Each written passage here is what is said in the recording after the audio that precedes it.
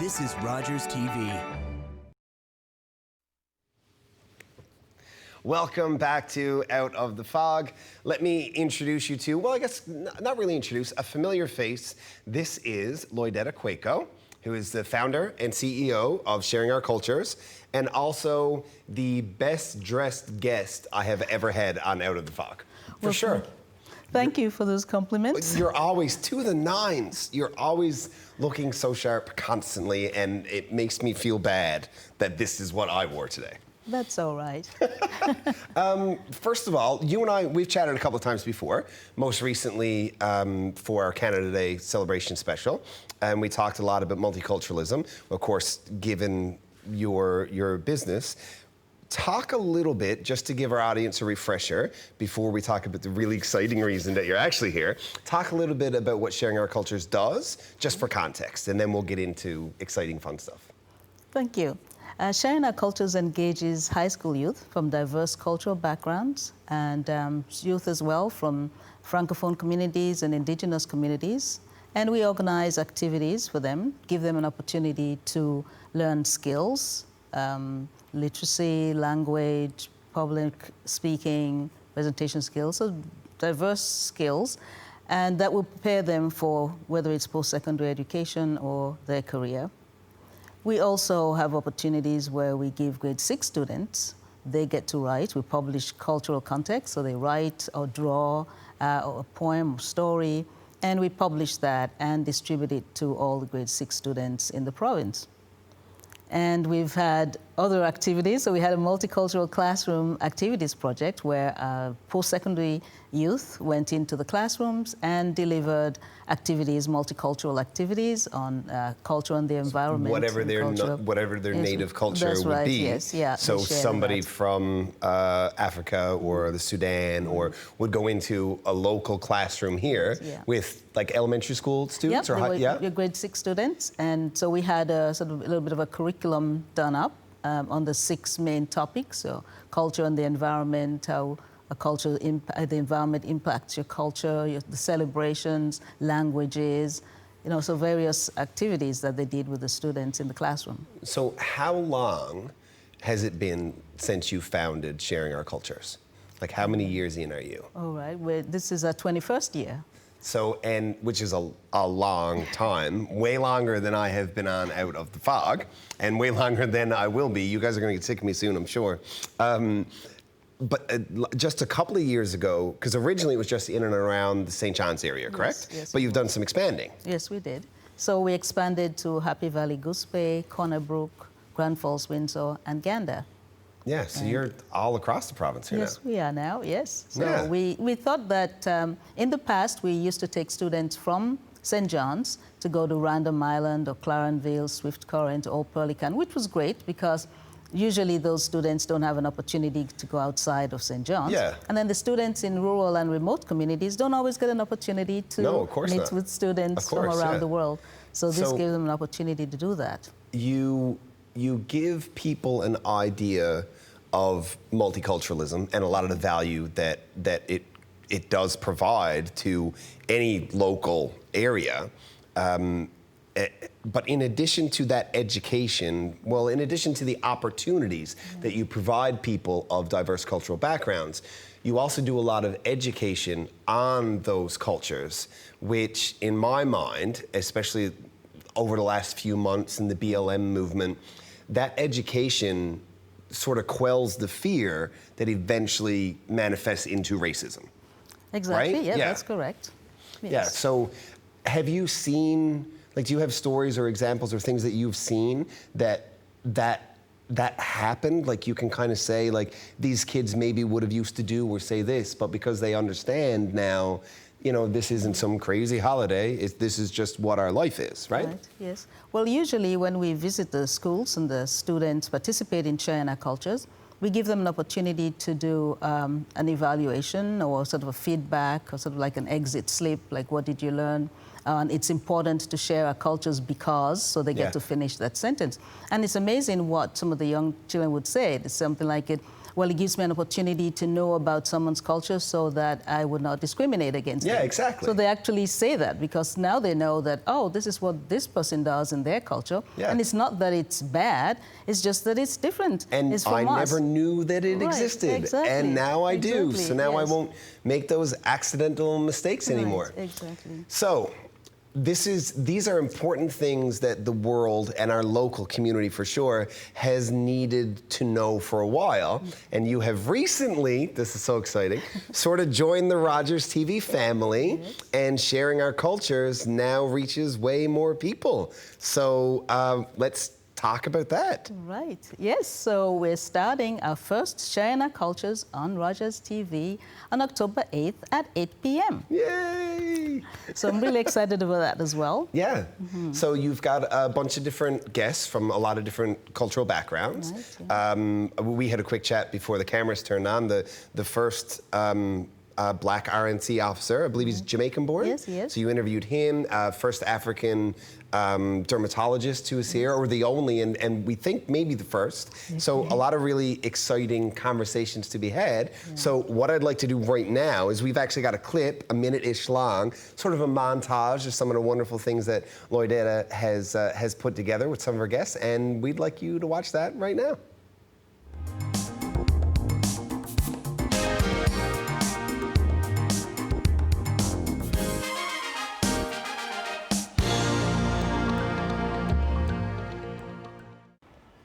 Welcome to Sharing Our Cultures.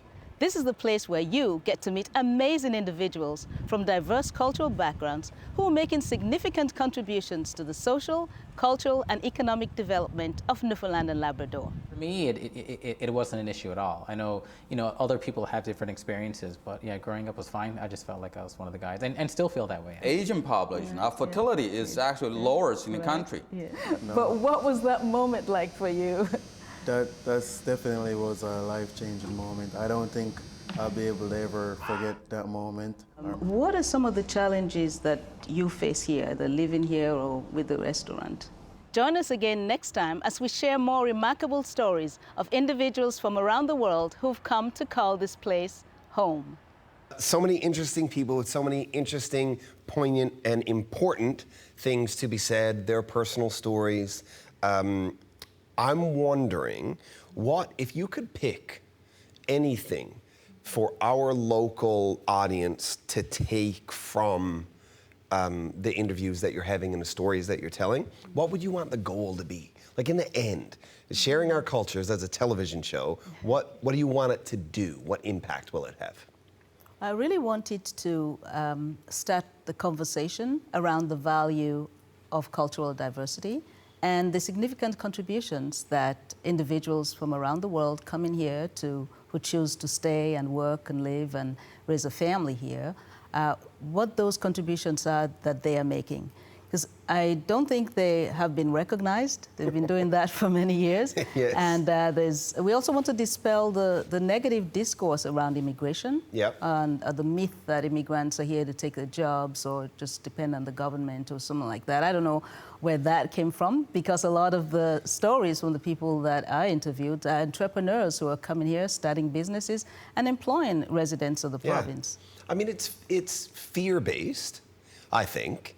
And I think the fear comes from ignorance. And not like a lot of people use the word ignorance when they really mean rude, but it's just they simply don't know and they don't understand, and it's just information that they don't have. And then we're all trying to do the best we can with what we do have. So then we arrive at an assumption, but we're wrong. And then we're afraid of these things, and no, don't let the immigrants in, they'll take our jobs. So that's not, so I'm really glad that this is something that we're doing here on Rogers TV. Yeah, well, so I am happy about that as well, because when I started Sharing Our Cultures, our premise was that if young people get an opportunity to spend time with each other, Yes. learn about each other's cultures, they are more likely to respect them and Yes. accept them, because now they know about them. I mean, nobody discriminates against their own friends. No. Right? So it makes it quite easier for them to relate to each other, because now they know you know, these are nice people. Immigrants are lovely people. We love our children. We love to work. We work hard. We want to give back to our community. In fact, Dr. Bulu Ogunyemi, he studied outside of this province, and I asked him, you know, why did you come back? And he said, I wanted to give back. This is a place I want to live, you know.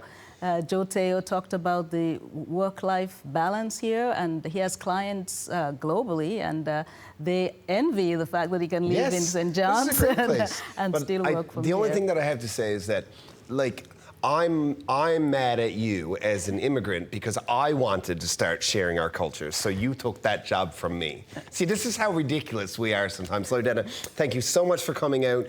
Everybody here at Rogers is really excited about your new show, and October the 8th, 8 o'clock in the evening. Thank you, guys. We're going to take a quick break, but we'll be right back after this. All right, girls.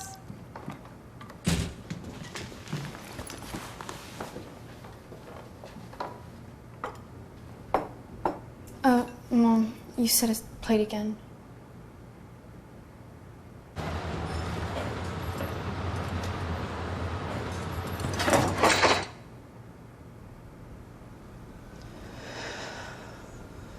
Workplace injuries hurt the most at home. With the economic impact of COVID-19 deepening, food banks across Canada are concerned about not having enough food to meet the demand, with many reporting only a 2-week supply remaining. That's why Rogers is partnering with Food Banks Canada in this critical time of need by donating 1 million meals for our fellow Canadians. Let's do what we can. It's time to step up to the plate and donate at foodbankscanada.ca. Together, we can make more possible. And welcome back to Out of the Fog. So that's an exciting new show that you can catch here. And also, speaking of shows that are coming up this year, Mr. Carl Wells is back again with another season of Point to Point. He's actually got 11 episodes. One of them coming up as soon as you're done watching me right here on Out of the Fog right now. So don't turn the channel when we're done here. I still got more cool, exciting stuff for you. And tonight, he's got the 5th premier of our province, Mr. Clyde Wells, who also sat in the cabinet for Joey Smallwood. Plus, he was a provincial Supreme Court judge. And on that episode of Point to Point after this, he's going to talk about his life story, growing up on the West Coast, what it was like being in the cabinet. And he's even got a couple of little secrets that he hadn't told anybody before that he's going to talk to you guys and Carl Wells about tonight. Now, I got a little clip. Just a little clip so you can see what's coming up. So you definitely are going to want to stay tuned. Have a look at this. And then I told John what Mr. Smallwood had said to me a couple of weeks earlier. He called me over, and I hadn't told John before. He called me over in the house and he said, "You notice our friend is quiet these days." I said, "I don't know what you mean." He said, "Our friend from St. John's West. You're not going to hear any more from him." I said, "John," I said, "well, why is that?" He said, "Well, I gave him what he wanted." I said, "Really?" "Yes," he said. "I assured him that his family would get all the insurance business arising out of the linerboard mill in Stephenville and all of the shipping business arising out of the oil refinery at Come by Chance." And I said, "Really?"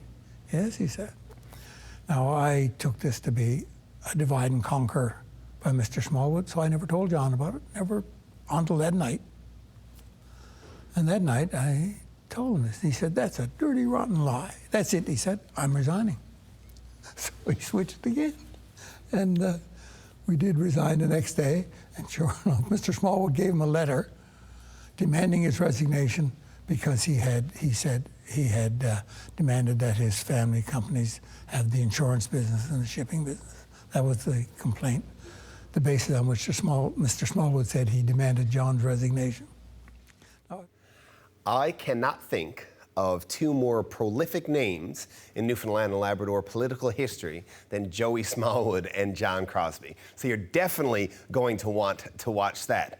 Also, this season here on Rogers TV, I'm so excited. Brenda O'Reilly is back with more Scoff Off, and we got some good ones. We got some good ones this time around. We've had, you know what? I don't even want to preach too much, but I was there and I was helping, and all of the funny parts when you laugh, that's probably because I made that part happen, but probably not. It's because the guests are awesome and Brenda is awesome. And we also got a little clip of when Fabian Manning, another massive figure in Newfoundland political history, whose son, I did not know this is who Mark Manning was, lead singer of Rum Ragged, and how two of these guys who cannot cook but had lots of fun. So here's a little clip for you.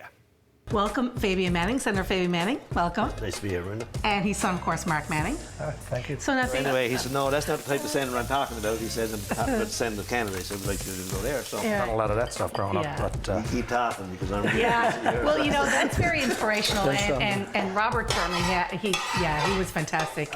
he really changed with a the lot of kids and people. stuff. A lot of people's lives out there. I mean, there's another guy who plays in the band with us now, Zach Nash, who was in the class with me as well. And bread, is that what you just said? I'm going to grill some bread. So what's life like living in New York? Where do you live downtown? Where do you live? You know what? I live in Queens. I did not meet Russell Crowe. No, I did not. It looks like we're in the same shot, but no, we shot those like 2 or 3 days apart. Are you serious? And there was one night that my cousin was in from Prince Edward. That's just the way I am. I wouldn't cross the street because you're so-and-so. You know, you come over here and see me.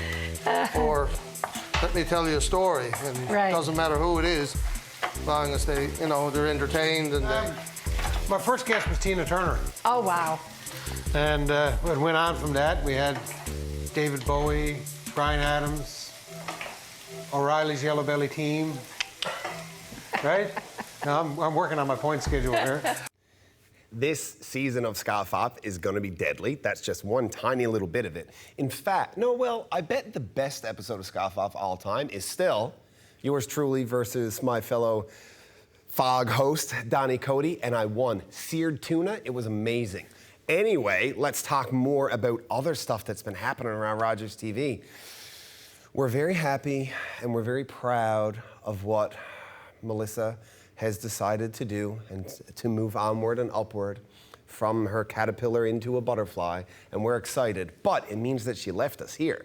So I got someone for you to meet, and you're definitely gonna want to, so don't go anywhere. We're taking a break. Call the Rogers TV viewer response line, email us, or connect with us on social media.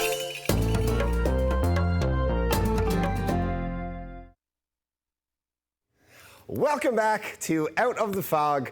I'm excited to introduce you to somebody, but in order to give you the proper kind of context for what you can expect, let's just reminisce with me for a second over the last number of years watching Out of the Fog with me as your host. If you have found me very relaxed and very unprofessional and just way too chill for TV, then you are gonna love Lynn Hammond. Ladies and gentlemen, Lynn Hammond, the new Wednesday night host. So we'll see you tomorrow night. That's right, you'll see me tomorrow night. I'm really looking forward to it. We're all really looking forward to it. And your hair looks so lovely. Oh, thank you so much. You're dressed so well. I'm in jeans and a camouflage shirt.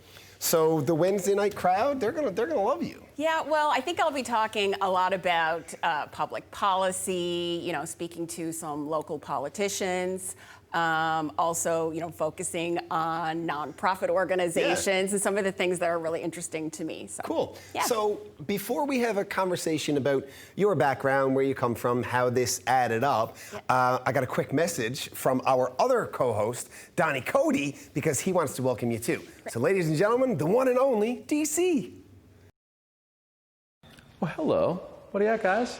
DC here. Thank you so much for allowing me to come hang out with you guys via virtual life. But hey, that's just what's going on these days, isn't it? Lynn, I'm so thankful that you're going to be joining us this fall on Out of the Fog. When they asked me to join 3 years ago, I didn't know what to expect. I knew the show had been on for years, and so many incredible hosts had graced the screen locally that have gone on to do amazing things themselves. I never realized from arts and entertainment to community, there would be so many impactful guests, so many wicked learnings, and so much information around cool stuff that is actually happening right here in the province every day. And so Jason, it's been so wicked to be hanging out with you over these seasons gone by. Lynn, I can't wait for you to jump into the chair to take over where the amazing Melissa Royal left off, so that we can continue to get all of the exciting, fantastic, important things going on across the province and beyond into the studio and out to all the people across the province who are tuning in to a show that's been on for so many years. I feel like it's been half my life. So thanks again, and Lynn, looking forward to hanging out with you, doing more great stuff, and exposing more of the amazing stories from the incredible people that power this province. So we'll see you soon.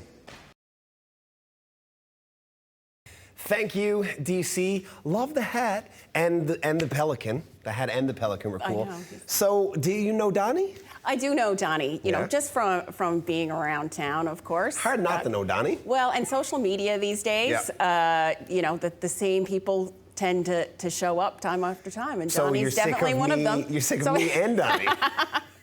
I probably spend too much time on social media. Or not enough.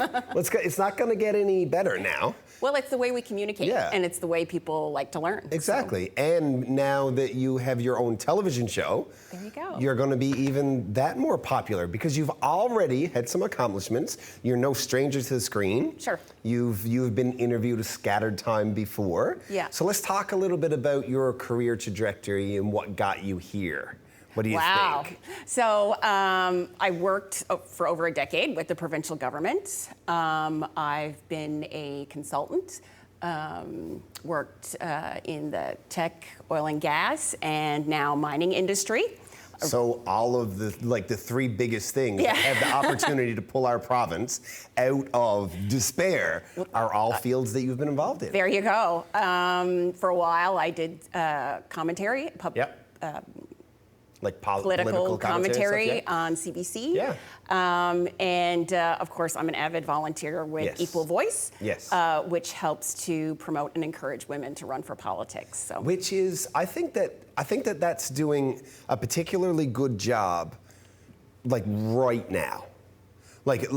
So what has been happening over the last number of years, I see more and more people expressing interest, females, women, expressing interest in being in policy, and I get in politics, and I get that's got a lot to do with, you know, having that kind of work, that experience that you've been putting into it. Yeah, and so I think we focus on diversity overall at decision-making tables, but of course, 50% of the population are women, so we want to make sure women at least consider that path. So. Yeah. What I would like to know now, like having talked about, you know, where you come from, the value of a lot of things that you have done, how your experience gives you a really good context for how to interview somebody who's, you know, in and around our market and our province. Knowing all of those things, and now the audience knowing all those things, what's your goal? Like if everything lined up perfectly for you, what impact would you have as a host talking about business and politics in our community? Well, I'm naturally curious, and I think so just through my regular life, I've learned just some really great stories about people who are not Newfoundland famous. Yeah. Amazing people doing incredible things in their everyday lives. And so I guess my goal really is just to help those people have a platform to share their stories. Yeah, because that's like the best part of this whole thing. It is, it's great. Right? Yeah. It's because, I mean, everybody can tell their stories if they just like, you know, do this for a little while. Well, that's it. But now it's totally different. So you've got access to something that you might not have had access to before, and that's really exciting. Yeah, and people are reaching out to me already, you know, with asking? show ideas. Yeah? Oh, yeah, absolutely. Amazing. Yeah. That's really good. One time I was, it's not that I didn't have anything to talk about, but I was just curious. Who has something that's cool? I can't imagine you not having anything to talk about. See? Like, you said sometimes people tell you that you're serious, but I know better. You're witty and you're sharp, and she's already making fun of me, and I'm the one that makes fun of other people. So I think you're gonna fit in just fine around here, Lynn. So here's a question that relates to me, because, you know, it's all about me, obviously. Anyway, I'm a father. Yes. And I know you're a mother. Yeah. You got 3 kids, right? That's right. And I know what it's like when my little girl like catches glimpses of me on TV, or somebody says, Corey, I saw your daddy on TV, and like we'll have like a little thing about it. Yeah. What's it like for you? How does the family feel? Well, it's probably a little different because my husband and I have 3 kids. They're 13, 14, and 15. Oh, so 15 teenagers. years ago you were busy. Yes, well, we're a blended family, Okay, so I gotcha. you know, the middle one is only half mine. Yeah. But yeah, so you know, as teenagers, I think they might be like a little bit embarrassed, but you know, at the same time, I'm sure they're proud. That's fun. You can just so- milk that. For sure. Now, here's what we want to do. That's your camera. Yeah. Say goodnight to your first ever Out of the Fog audience. Okay, so thank you for joining us on our first show of the season for Out of the Fog. Please join me tomorrow night. Great. Amazing. Perfect. Call the Rogers TV viewer response line, email us, or connect with us on social media.